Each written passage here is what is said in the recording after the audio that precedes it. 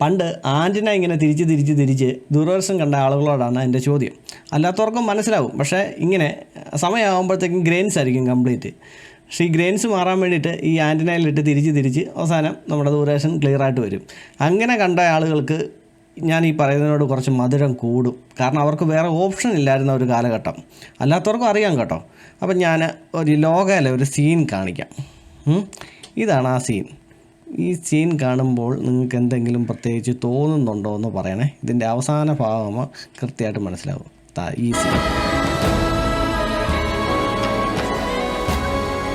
ഈ സീൻ കണ്ടു കഴിയുമ്പോഴത്തേക്കും നിങ്ങൾക്ക് എന്തെങ്കിലും തോന്നുന്നുണ്ടോ?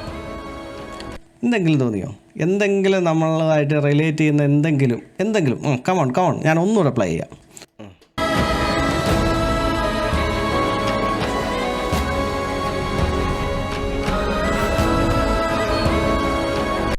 ഈ സീൻ കണ്ടോ?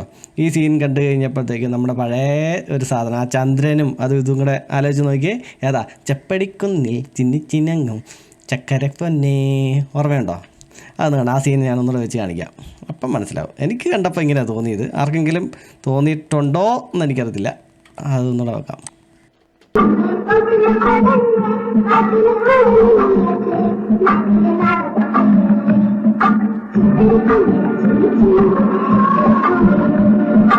ഉണ്ടോ?